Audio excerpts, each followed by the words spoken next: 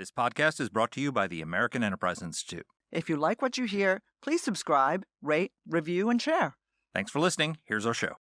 What in the hell's going on? What the hell is going on? What the hell is going on? I don't know what the hell he's talking about. You don't have to know what the hell is on it. What the hell's the matter with these guys? We don't know what's going on. What the hell's going on? Who in God's name knows what it's all about?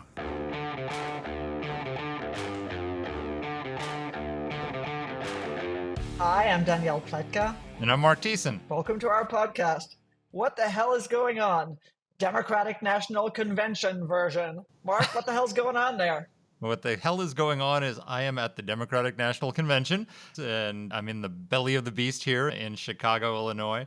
And and we're talking about what's happened at the convention, and we figured, you know what, let's bring on a Democrat who knows what the party is thinking, because I know what I think about what the Democrats are doing here, but we'd like to hear from a Democrat who can explain it to us. And so I asked my dear friend and colleague on Fox News, Jessica Tarlov, who's one of the Democratic commentators on our network, to come on and join us and tell us how she feels the Democratic convention is going. Right. So it's a great conversation, and you and I don't need to talk too much about what it is that you and I think, because I'm willing to bet that a lot of our listeners can guess what you and I think.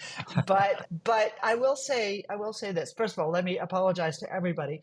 You're going to hear a lot more of Mark on this interview than you are of me. You don't have to apologize for that. People like that. There you go. Let's have a poll. Let us know, folks. In any case, Mark's conceit aside, I was having some technical problems, and I actually thought I was on the entire time and couldn't understand why Mark was talking over me and kept yelling at me. Anyway, sometimes not everything works. Driving from where to where? No, nobody wants to know, but there were a lot of tunnels, and somewhere near Firenze, right in the outskirts of Firenze. Nobody wants to know. Danny wisely has skipped Chicago in favor of Florence. There you go.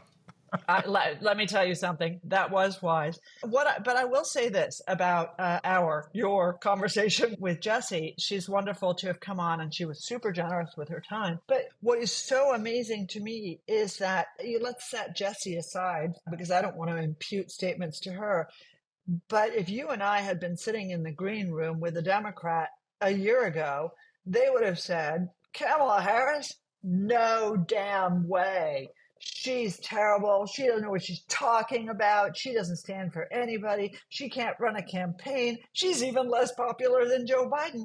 And now it is as if she is Cher and Barbara Streisand and Michelle Obama and, Queen Cleopatra rolled into one. It's quite a transformation because, truly, the reason they are embracing her is because she's not an octogenarian with dementia. She gives them a chance to win. And it's about winning, and so they don't want to, don't break the illusion, because if you do, then you might not win. It's all about winning, which is true for both parties. It's all about winning. But here's the thing: think about this. She is the least examined, least vetted presidential nominee, major party nominee in the history of our country. She didn't even make it to Iowa in 2019. She got knocked out early on by Tulsi Gabbard, of all people, who just embarrassed her on the debate stage. If you can imagine. I know. It was a very skillful moment. But she didn't run in a primary this time around, so she didn't have to have a debate with other Democrats who would have been tearing apart her record from the left or from the right, forcing her to tack to the left to appeal to the base, or centrists saying that she's unelectable and defending her record and laying out positions and all the rest of it. None of that happened. She hasn't done a single town hall with voters, where she takes questions from voters and, in New Hampshire and other places like that, like candidates traditionally do. She hasn't done a single interview. She has it with the media. She hasn't done a press conference. It's like she's a complete cipher. All we have to go on is what she said in 2019 about her positions, which are absolutely insane. So the Biden administration spent roughly $4.5 trillion in over 4 years in crazy taxpayers, which is what unleashed inflation and made the inflation so bad, was government spending. You know how much money she proposed to spend in 2019?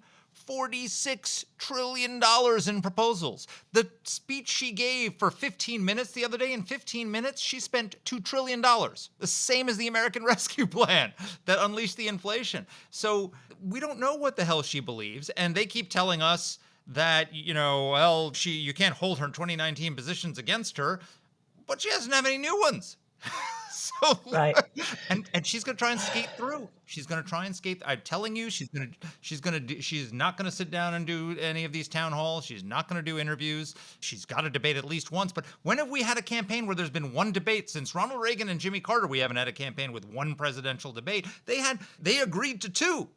And then Joe Biden took one of them. So does Biden, who's not the nominee now, get to claim one of the two debates? I mean, there should be 2-3 debates. There should be interviews. There should be town hall meetings with voters. I mean, this is it's insanity that we have that with this person could be elected president as a complete cipher only because she's not Donald Trump and she's not Joe Biden. That's literally her entire campaign platform. Well, that's a pretty good campaign platform. But here's a question for you, and just a quick one, but I want to know what you think. We went into 2016 with admittedly unknown Donald Trump. Huge enthusiasm at the Democratic convention for Hillary Clinton.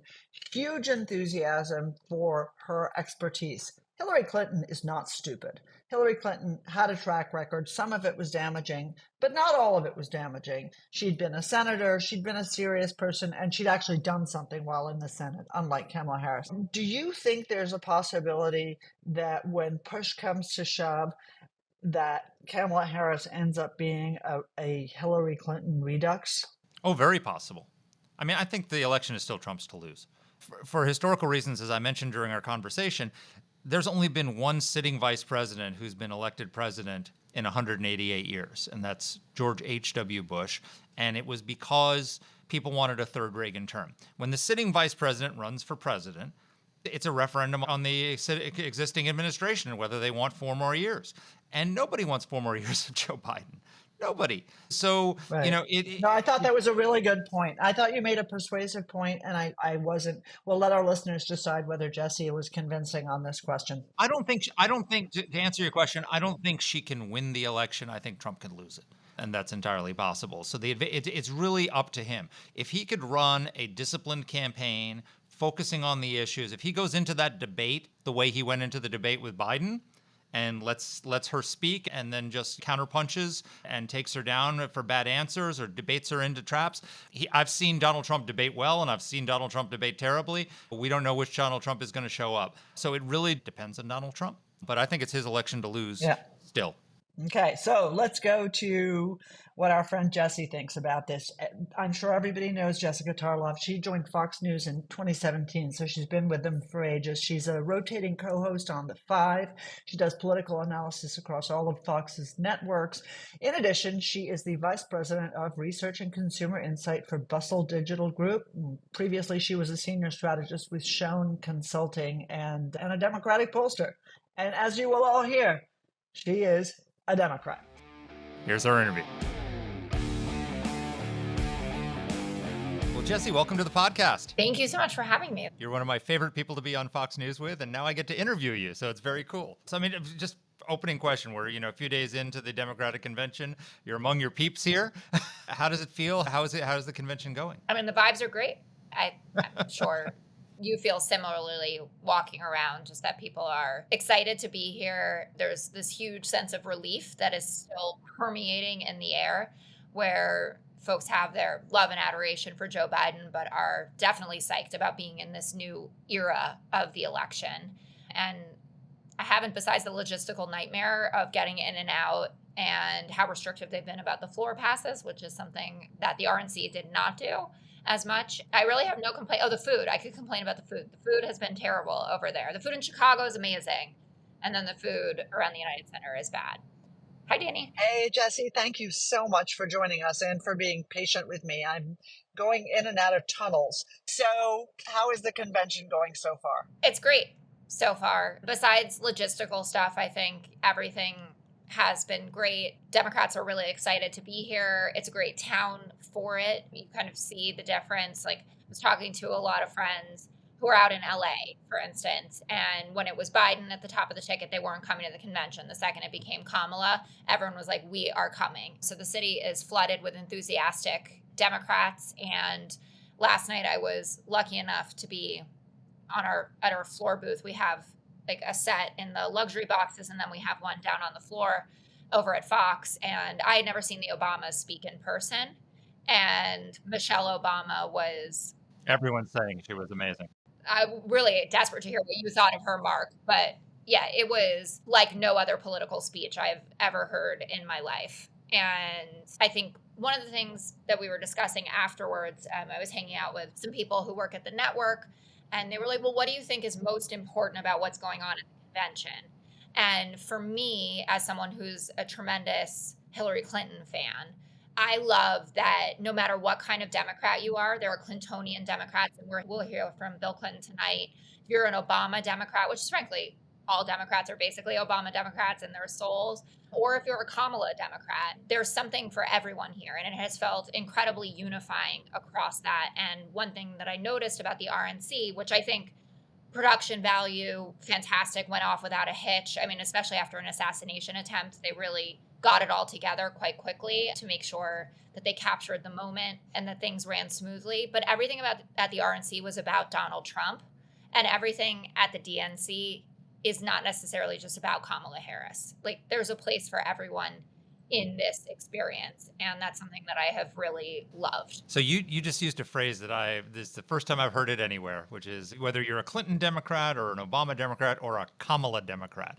What is a Kamala Democrat? So, I mean, this is something that didn't exist until like 3 weeks ago, right? No.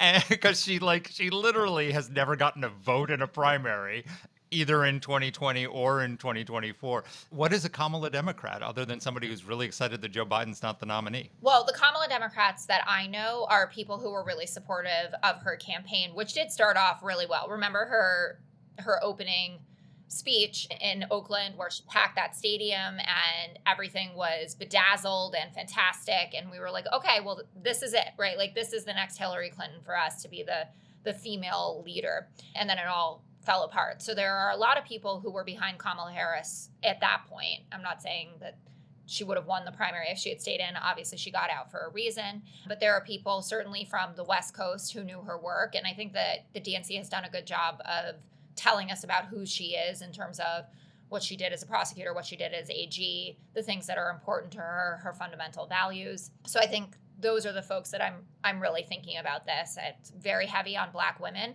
who have been Kamala Democrats for a long time. I mean, one of the loudest applause lines was when Michelle Obama mentioned HBCUs. And there's a huge contingent of AKAs, the sorority that she was in, that are here. So I think of Kamala Democrats as people who have loved her since 2019, or maybe even knew her before then. And then, of course, part of that contingent is folks that are excited that she is now top of the ticket and that we have this renewed sense of we can do this. But of course, a Kamala Democrat is definitely not as well defined as a Clinton Democrat. Like, you know exactly who that is. It's probably the majority of your friends who are Democrats, right? Who are like, yeah, I have Clintonian policy, Clintonian demeanor, and we'll see that on display tonight. But I think of the Kamala Democrats as the folks who started bubbling up around 2019, 2020, and really knew who she was from California. So, Jesse, it's funny, I had exactly the same reaction as Mark, which is I've never heard that expression before. But I mean, it's natural, right? She's the candidate, so why not be a Kamala Democrat? What I don't understand is, where were all those Kamala Democrats when her approval ratings were lower than Joe Biden? Where were all the people like you who really saw her magic in Oakland and then disappeared? It feels to me like there are sort of two Kamala narratives. One is the one that I just heard from you, which is great. And the other is, this is a person who just isn't up to the job and earned herself terrible ratings despite being in the warm bucket of spit job for the last 4 years. So help me understand that, as a skeptic. Yeah, so I want to be clear. I was not a Kamala believer in 2019, 2020. I thought Biden was going to win the primary throughout. I actually felt, even though Elizabeth Warren's politics are to the left of mine, that she was holding up the mantle of Hillary Clinton better than Kamala was. Because Hillary Clinton, whether you like her or not, is a policy wonk. And Elizabeth Warren, whether you like her or not, is a policy wonk. So I was just expressing the fact that there was this buzz around Kamala that is now translating to this moment. It isn't necessarily how I feel about it. One thing that I think is being under-discussed to your question about why haven't we seen Kamala more, why were her approval ratings so low? I think that she has certainly grown into the job and she's much more comfortable even in the scripted moments. Like, she didn't read a teleprompter even as well as she does now, if we looked at her from 2 years ago. But something that I've been talking to friends around the convention is the fact that it seems pretty clear that President Biden's team wanted to keep a lid on her, that they were really trying to focus this on Joe Biden more than they were trying to focus it on Kamala Harris. And I think that part of that was, the natural, I finally got here, right? Joe Biden has been trying to be president for almost 2 decades, right? So that's something that I think he wanted to have all of the light shining on him. And maybe there was some nervousness that people would look to her if she was really good and say, Joe Biden should step aside. This is a viable other option. And there was discussion last summer when the talk of, well, should we just have an open primary versus Biden running again? He was much healthier. He seemed much more together than he did certainly at the June 27th debate. But he was able to kind of silence that because there wasn't a viable successor, because Kamala hadn't really been amplified except for on issues surrounding reproductive health, where I think she has done a really good job. But it's clear that there was some shadowing that was going on. And then Biden basically had to uncork the bottle, right? And say, actually, Kamala can do this. And people have been pleasantly surprised. Even some Republicans that I talked to are like, we obviously aren't into her, but she's much better than someone who was giving rambling interviews about the passage of time, right? Or being unburdened by what has been. All the clips that we show on the 5, she's not like that anymore. Well, how are we going to know that if she doesn't do an interview? She's going to do an interview. It's been a month, Jesse. It's been a month. Well, first of all, would you do an interview right now if the vibes were this good for you, right? And you, by the way, she just selected Tim Walz, 2 weeks ago? I guess that happened, or 2.5 weeks ago. She's heading into the convention. Would you really sit down and do it? I understand you have a deep and abating commitment to the United States, and you think that transparency is the most important thing. But if you were the top TikTok trending situation now, 93% favorable, Gen Z is loving you up, you're crisscrossing the country, you're packing arenas, would you really sit down just so Leslie Stahl could trip you up about fracking or something like that? I would wait until September. How about a town hall with those voters who love her? She's not even flip-flopping on her own. Her campaign is disavowing every position she took in 2019. I think you had the great idea that she should actually sit down for an interview and walk through why she changed her position on all of those different things. But I mean, if you think about this, she didn't make it to Iowa in 2020. So she dropped out in 2019. So she didn't compete in a primary this time where Democrats would have been attacking her record, and she would have had to defend her record against Democratic attacks, either from the left or from centrists who are saying she's too unelectable. She hasn't done a single town hall. She hasn't done a single interview, hasn't done a single press conference. Is she going to try and skate through and get to election day without basically having to put any, fill in the blanks on any substance? And can she do that? Because you could look at it and say, well, if there's no value in having done a interview for the last month, why do one for the next 2 months if she's riding this sugar high? At some point, doesn't she have to sit down and show us who she is? And doesn't it make it more high stakes?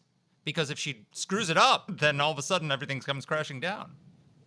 Yes, it certainly, the stakes will be incredibly high for it. And I think that there's a chance that maybe she does a dual interview with Walz, which then makes it a little calmer, right? You have your dynamic going on. You have someone who can jump in as well if it goes in a direction that you don't want it to. No, I'm just saying worst case scenario, if there is this much anxiety about it. But she's going to show up on September 10th and debate Donald Trump, who I don't think he's an excellent debater, but he certainly is effective in whatever his thing is, right? I presume he'll have to stand behind the podium versus, chasing her all over the stage like he did to Hillary Clinton. But she is doing that, and that's September 10th, and that's pretty soon. I don't think her advisors would let her not do an interview. And also, not that she has any obligation to people like me. I don't work for the campaign, but everyone has been out there saying, of course, she's going to do interviews. Like, this is someone who has run for election throughout her career in California. I understand she didn't get primary votes, but she's done this before. Like, she can do it. I think that people are latching on to this and also disregarding the fact that Trump may talk to the media all the time, but it's absolute gibberish. Like, you don't really know how Trump is going to lower inflation. I was watching his, press conference the other day, and he said, I'm going to call together all of the bureaucracy, all the agency heads, and this is going to be their focus. What is that? Like, how does that bring down prices? So I don't think that the comparison is being fair to say, like, Donald Trump is out there all the time. If he's out there all the time and just spewing God knows what, is that really like a nod to the press or really being transparent? Well, I mean, he walked into that, it was a dumpster fire, but he walked into the Association of Black Journalists and sat down and was grilled by hostile journalists, with the exception of Harris Faulkner, who was on the stage, a very hostile journalist in front of a hostile crowd, and answered questions. I mean, can you imagine Kamala Harris doing a similar thing with a conservative, the Association of Conservative Journalists or whatever the equivalent was, walk into the lion's den like that? She won't even talk to friendly journalists. Mark, I mean, I think the question you asked is important. I don't want to leave this because I think I understand what you've said, which is if things are going so well, why screw it up by opening your mouth? And I get that. It worked really well for Joe Biden in the 2020 election. And so if she can do one out of a figurative basement, why not? But similarly to what you and Mark agreed, which is that it raises the stakes now, I worry that there's going to be some sort of implosion when it comes to the debate, which is, oh my God, how is this woman going to speak off the cuff? She actually isn't good at it. And the problem with the comparison to Trump, of course, is he's also awful at it, but he's a known quantity. We know Donald Trump. And so the baseline assumption about Kamala Harris is she also spouts an enormous amount of gibberish. What is this debate going to do? And she's going to really have to overperform in order not to have a Joe Biden episode, which is that she, disappoints everybody and everybody assumes the press has been covering for her. Do you think they're worried about that? Well, I think coming off the weekend of Kamala being bashed in every single publication about the price gouging policy, that we can't really say that the press is covering for her. I mean, they went at her hard about that. Justin Wolfers, people who are enthusiastic Democratic or liberal economists, took her to town on that one. So I think that the press is much more skeptical of her than folks would admit. And they're also like, hell hath no fury, like a media scorned, right? Everyone wants to be able to ask her questions and they're pissed about it. I'm here at the convention, there are journalists from all the major networks here. Like David Muir is as annoyed as Dana Bash, as is Brett Baer, right? That they can't get her to sit down with them. So I think this is a universal pain point and not something about, liberal journalists, quote, liberal journalists protecting her. But do they care more about that than they care about stopping Donald Trump? It's weird. Remember the whole conversation before Nancy Pelosi decided to come in and do her thing and get Biden officially out, where there was an article, I think it was sourced, it was Alex Thompson from Axios, that said that basically Democrats aren't that afraid of a Trump presidency. I agree with that, actually. Well, it's great. It's right. Great for the media. It's great for the media. I mean, yeah. Just as a selfish matter, he's much better and more fun, more entertaining to cover for the media. But I mean, I still think that people have obvious views about this one way or the other. So her first sort of step out on policy questions, and you said rightly, I think she got the crap kicked out of her by, as Mark and I agreed, even the Washington Post, which normally is pretty reticent. Not just me in the matters. Washington Post. Not just Mark at the Washington Post, but everybody. Other people at the Washington Post. And so, I mean, I do wonder, because I think there are a lot of questions. We're talking on the day that they just revised down the unemployment numbers. Talk about awful timing for her, because this is the day before she speaks, and it's clear that actually there's not been as much success in recovering the economy as people had hoped. But you're right. Donald Trump talks a lot of gibberish about this, but he at least has a record to run on. What is she going to do about this? Do we have any clue? Well, I was just in pure transparency before we hopped on this podcast. I got the rundown for the 5, and I hadn't been on Twitter yet today, so I did not know about the 818,000 jobs that we lost. So I'm really excited for my afternoon if you want to see a dead body. But I think she has this very difficult line to toe, because there's some stuff that the Biden-Harris administration has accomplished that she definitely wants to own.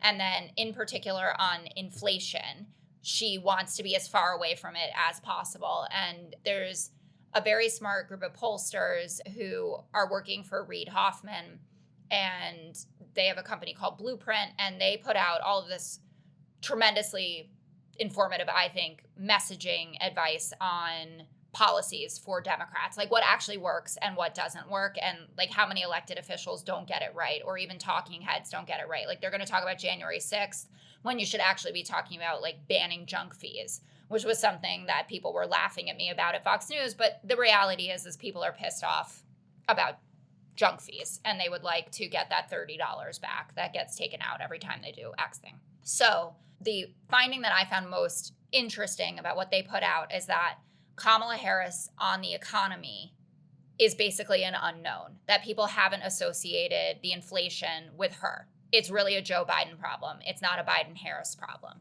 So I think that's why she has been leaning in on the price gouging policy, for instance, and really tackling, like, someone pushed back on me about it. And I guess there was one video where Joe Biden said, I know the price of beef is up 40% or whatever it is. But Kamala, in her first speech, went right at the prices. And she said bread is up 50%. She talked about the price of chicken, things that Biden had really shied away from. And that, to me, was a very distinguishing feature of how she's going to be running this campaign, that she's actually going to try to take the empathy mantle. And that was something that both Barack and Michelle Obama were emphasizing last night. So I think that she's going to have to pick and choose things that work for her or can work for another presidency, and then really try to discard the stuff that doesn't. And I think that was part as well of why Biden was here on Monday night. You know, he only came in for 8 hours. He flew in to do his speech. He flew out after, didn't hang out. And there were plenty of people who wanted to hang out with him, because this is now Kamala's convention. And it feels like, I said on air yesterday, like now is the start of being unburdened by what has been, right? Joe Biden will be the president for the next 5 months. And now, like, we're cocoa for the next 77 days. So that's how I've been looking at it. But one of the problems with threading the needle that you so eloquently described, which is exactly what they're going to try and do and what they have to try and do, is that she is part of what has been. She's the sitting vice president. I did some digging, and we've only had one sitting vice president elected to succeed the president in 188 years, which is George H.W. Bush in 1988. The last person to do it before him was Martin Van Buren in 1836, because people really loved the Andrew Jackson presidency and wanted to have another Andrew Jackson term. People wanted another Reagan term. She's the nominee precisely because people didn't want another Biden term. And yet she's Biden's vice president. If you're the sitting vice president, you by definition are campaigning as a continuation of what is, or what has been. You know, it's very hard to separate yourself. And so short of just like not talking and sort of just talking in platitudes about the future, and maybe now that she got so beat up on this first policy speech, it'll be the only one she gives. I mean, how do you do it? How do you thread that needle? It seems like it's very hard. Well, I think that it's actually a little bit more nuanced than people don't want another Biden presidency. They don't want Joe Biden, but they're happy with the Biden-Harris accomplishments. And I know that's not true for Are they conservative really? data. I don't know that Yeah. that's, well, I mean, if you look at the polls on, it wasn't just Biden's age that they were concerned about. He had a disapproval on every issue, you know? Yeah, but I think that people's concern about his age and ability to do that job were clouding absolutely everything. So like if you look at the Fox News issue tracker, they did their first one with Kamala at the top of the ticket. She cut into Trump's lead on the economy. It's down to like one was at a 6-point edge, one was at an 8-point edge. He was over 20 points ahead. Yeah. Immigration, it's down to 14-point advantage for Trump. That's still a big advantage, Yeah. but it was, again, over 20 points. Yeah. Crime, this is the one that I find astounding. So crime and policing, which has been a bread and butter issue for Republicans, right? Like always, but especially if you are running against Tim Walz, who was governor of Minnesota when George Floyd was murdered and what happened after that, you should have an advantage, again, 20 plus points. Trump is only up 5 points on that.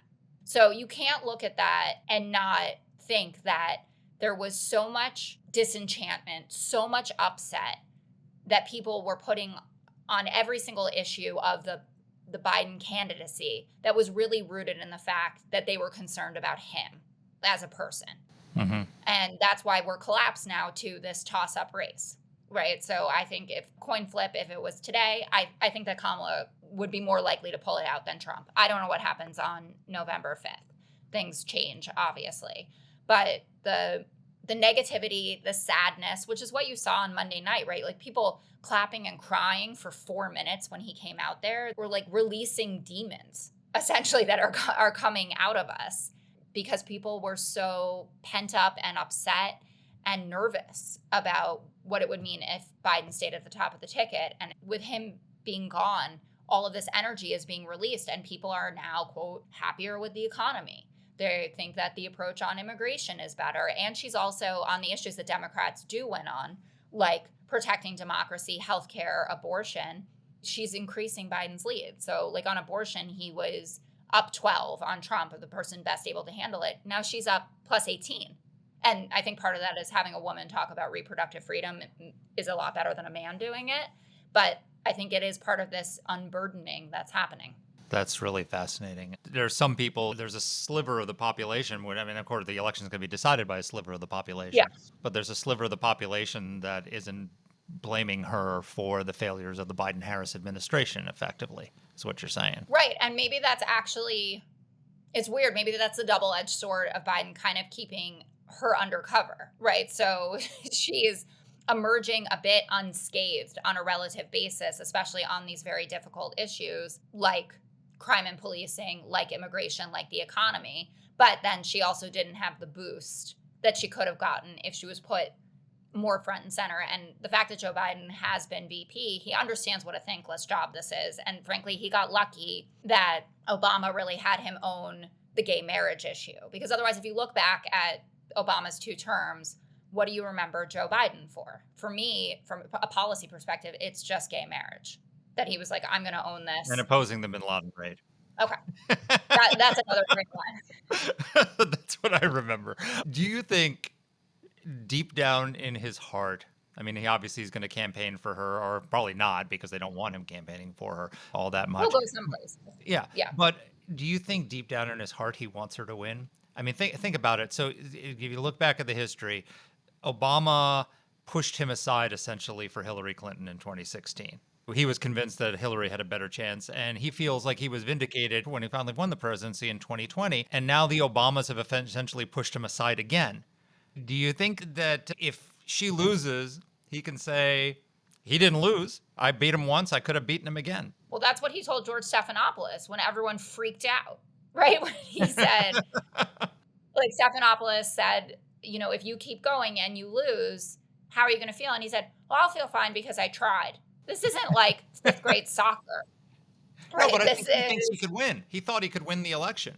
Oh, and 100%. So if she loses, then he's sort of vindicated. A little you bit. Stuck with me. I beat Trump once. You kicked a winner off the ballot. I think that he has enough awareness of whether it's fair or not that the American public and the Democratic voting base was moving past him, whether he liked it or not. And that there were going to be millions of people that might have sat this out. Not necessarily, this narrative about, Donald Trump's going to take all the Gen Z votes, all the Black votes, et cetera. Like, that's not happening. But you do run the risk that people sit at home and then down ballot is screwed as a result, right? Because they they need everyone to turn out. And I think that was one of the most compelling pieces of data that Schumer showed him, that all of the Democratic Senate candidates were running 8 to 12 points ahead of him. Like even in swing states, like Jackie Rosen or a Sherrod Brown, which I know Ohio probably not as swingy, Bob Casey in Pennsylvania. And I think that was something that really stuck with him.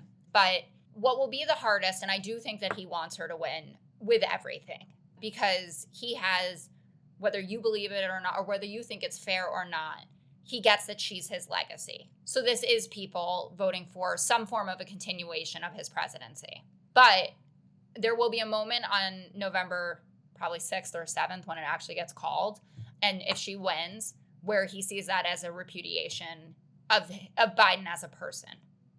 And I think that will be something very tough to grapple with. Like he's really put out to pasture at that point. Yeah. Since you mentioned the down ballot races, what do you think is going to happen in the Senate in particular, but also in the House? I mean, is it possible that Harris wins, Democrats take back the House, but the Republicans take back the Senate? Yeah. So now the House looks pretty good. And Pelosi was being interviewed this morning, and the interviewer said, picking up 5 seats. And she was like, I want 10. And Nancy Pelosi usually gets what she wants in these circumstances. But we've learned that. With the loss of Manchin in West Virginia and how close, I think Brown wins in Ohio. Tester's the tough one. And John Tester is a great candidate and great for Montana, but that's a really hard seat. And he seems to be running against a normal person, which isn't usually what happens. They throw in someone that just is completely unpalatable, which I'm thrilled about. Trump says, well, I like this complete freak person. And they're like, oh, that's great. Let's nominate him, which I know is something that frustrates you as well. So I think it's feasible to hold on, but it's definitely going to be tough. Rosen is looking pretty strong. Do you have any insight into why her challenger, it's Sam Brown, right, is his name, why he's not resonating with people? I don't. I haven't looked into why at all. Yeah. It's weird to me because Jackie Rosen is always, she's one of those people who's very popular, but also always vulnerable. And I haven't heard bad things about this guy. And so I don't understand why it's not as neck and neck as you would expect in Nevada. Yeah, no, I mean, Republicans have like 9 pickup opportunities. I mean, there's no Republican seats in danger, and they're going to win West Virginia. All they need is one more. Right. And they've got it. My guess is it's probably Montana. Yeah. Like, I think that Gallego's going to win in Arizona. Casey should be fine, but it's really all hands on deck with Tester. And it makes, he's not here this week for a reason, right? He has to run a completely solo operation out there. Very true. Exit question for me. So we've lost Danny. We usually both ask an exit question, but I'll wrap it up. So give us a window into the next 2.5, 3 months before Election Day. What would you be advising the Harris campaign to do? What to focus on? What kind of events to do? Does she do town halls with voters? Does she put herself out there a little bit more? Or does she run this sort of safe campaign and we'll only have a couple of high stakes, walks out onto the wire between the Twin Towers and hope not to fall off? Or how does this all play out going up to Election Day? I think that they're going to be shaping a lot of the strategy based upon what kind of convention bump she gets and how durable it is. I think that they're really planning on the fly with all of this. And I mean, it is incredible to think about the fact that this is exactly the same team that Joe Biden had, and they're behaving completely differently now, right? Like they've been unleashed on social media in a different way. The way that she's approaching things is super different, and you've got the same people behind it. So I think that they're going to see how, if the good vibes continue, and then make some decisions based on that. I know she'll do the September 10th debate. I selfishly want the Fox News debate because I want it because we work there, and I think it'll be super fun. I think Brett and Martha will do a great job. But frankly, like, now that people have been electrified by this, I only care about the swing voters, right? Like the people who wanted Josh Shapiro to be the VP. And if I were working for them, I would go and do focus groups with the people who wanted Josh Shapiro and ask them what they would like to see or what would allay their fears about a Harris Walz ticket. And then I would do exactly that. If that's going to do town halls in the blue wall states and the Sun Belt, which seems much more in play now for Kamala, certainly, than it was for Biden. I would just do it that way and make yourself accessible. She has a warmth about her that people are really connecting to, and they're feeling the contrast between, I don't want to call him cold, because I know a lot of people who deeply love him and find him to be warm and generous and all of these things about Trump. Yeah. But right now, this is the positivity and the negativity campaign. This is the warm campaign and the cold campaign. This is in some ways the feminine campaign and the masculine campaign. And, last night, I think that was very present. It was all about holding up women, right? Like Doug Emhoff's, and I grew up in New York City, as did you. Like, he's all of our dorky Jewish boyfriend loves from when we were young, right? And brilliant and super accomplished in his own right, but just an unabashed fangirl for his wife. And you would never see that on the Republican stage in the same way. It's just not the way that the parties talk about women and express emotion. And so she's got to see if the fact that they are running such a distinctly joyous, positive, whatever, and feminine campaign is going to be enough to be able to get the voters that they need who want a little bit more of that masculinity to it. Can they win on vibes and joy?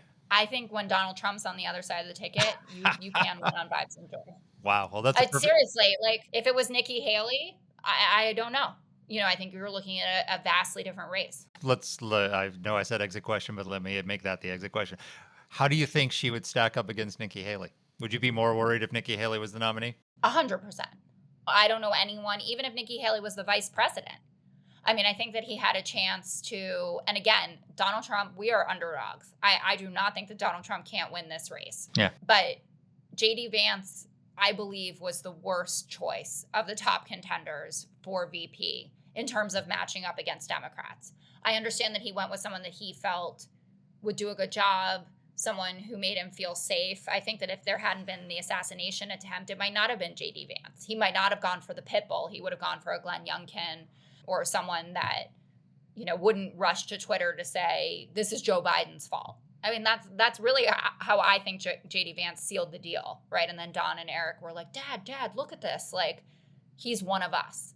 But if he had picked Nikki Haley, we'd be in all sorts of trouble. I know moderate Democrats, especially people in the business community in New York, who would have voted for Trump if he had had someone that they connected with as the VP choice. Yeah. But J.D. Vance is not doing that for them.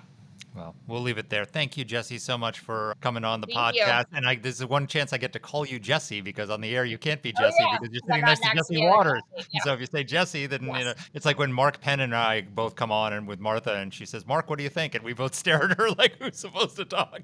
She should do Mark with a C and Mark with a K. Yes, exactly. She could do that. Yeah. Anyway, Well, this thank is you great. so much. Thank you. So Danny, on Special Report with Brett Baer, he asks us to play Candidate Casino. He asks us, you got $100 in chips, you get to put them on the candidates, and who would you bet on? So if you had to play Candidate Casino with the election now, how much would you put on Trump and how much would you put on Kamala Harris? I mean, my problem is I've had so much political schizophrenia on this. I basically thought this election was in the bag for Donald Trump. Senate was in the bag, House was in the bag for the Republicans. When Joe Biden pulled out, what amazed me was that Donald Trump's entire campaign was directed at getting Joe Biden labeled as too senile to run. And then when they basically And he won, succeeded. They were and succeeded. It was like the dog that caught the card, to use my favorite analogy. They had no idea what to do, and it was and then Kamala Harris. It was as if Kamala Harris had landed from Mars, and they were like, "Ooh, I don't know what to do about that." So that Donald Trump, I thought, could win the election. I think if that Donald Trump, who showed up at that first debate, who kept his mouth shut when the Democrats were debating about how to get rid of Biden, that Donald Trump could win the election.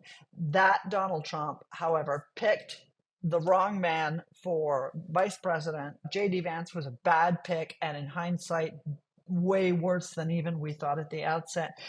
Trump seems to have lost a beat, as people say politely. Since Harris was crowned as the nominee, almost literally crowned as the nominee for the Democrats, and He has said one ridiculous thing after another. He has speculated about her race, about her drinking habits, about everything else.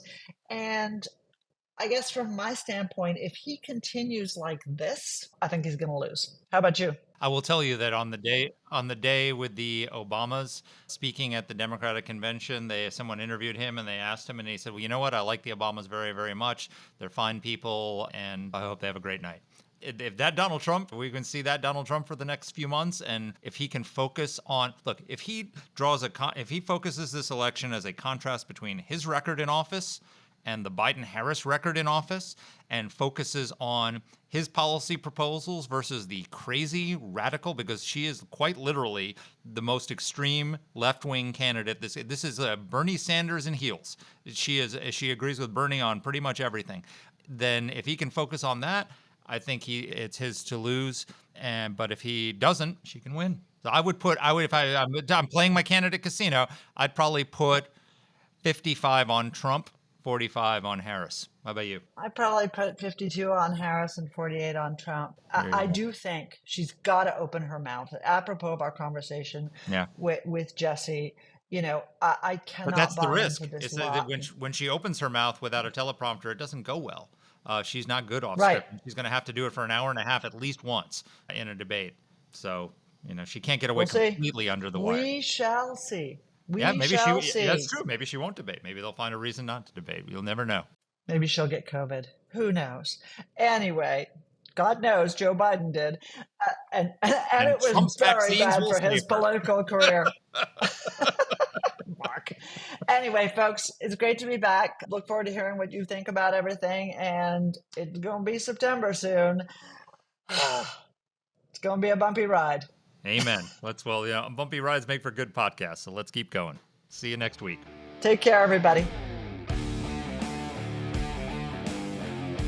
Let us know what topics you'd like us to cover. You can get in touch with the show by emailing us at whatthehell@aei.org. Or you can reach us on Twitter. I'm at @dpletka. And I'm at Mark Thiessen. That's Mark with a C.